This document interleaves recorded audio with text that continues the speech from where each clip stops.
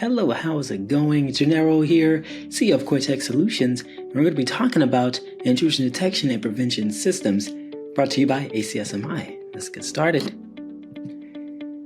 Think of it like this. You have a cop walking down the street, and this cop is, they see something, they write it down, and they say, hey, don't do that. And that's it. They just warn that person, hey, you shouldn't do that. Okay, another scenario, the cop is walking down the street, and they see something happening, they see a crime, they say, hey, don't do that.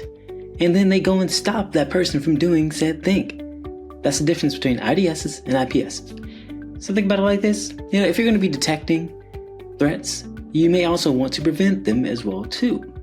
So for anyone that's aspiring to be a cybersecurity specialist or an expert, mastering these IDSs and IPS systems are vital to your success.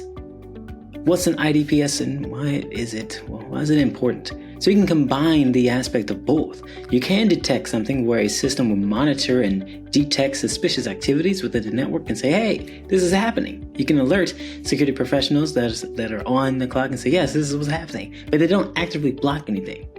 Versus an IPS, and then with this combined or combination within the same system, now you can actually mitigate that threat by blocking it and stopping it. So it's important because you want to proactively block and minimize data breaches at the same time versus one or the other.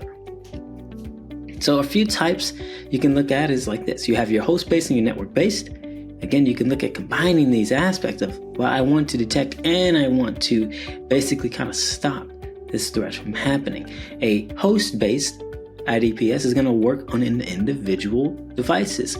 A network-based IPS is going to work on the network. So you can combine that solution and say, okay, on the machine itself, we're just going to stop what happens there. But on the network, it can stop actual threats from happening.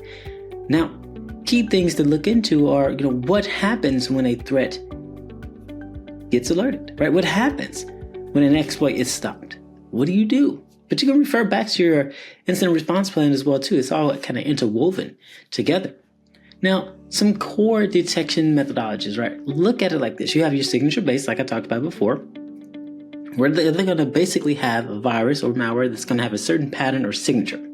Now, it's been basically detected enough so where it's going to be now something that we can go and find that signature on the network and say, okay, well, this is it, right? Or within threat intel data. And they also have anomaly base, where it's basically going to be not so much very easily detected based on its signature, but the behavioral of what's happening, as in unusual login locations. You can't have two people or the same person logging in at the two different locations at the same time. That's kind of where I wanted to go with that, because that's suspicious. And then also you have policy-based detection, where you can have an alert for a predefined action.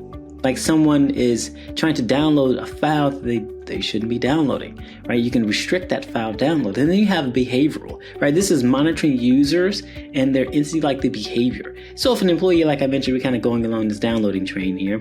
If they start to download large amounts of data, that's not okay, right? It's not okay at all. You should actually look into that and say, why are you downloading all of this data? Where's it going? What do you need it for?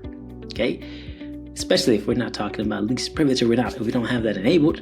But the components of this is all about censoring, being able to capture that activity, and then having a central interface to interact with everything and know that, well, we can see our alerts, we can generate reports to others within the field that say, hey, this is what's happening here. So you want to have a management console that's going to really aggregate all the alerts, right? Through the sensors and actually being able to visualize what's really happening in the aspect of this.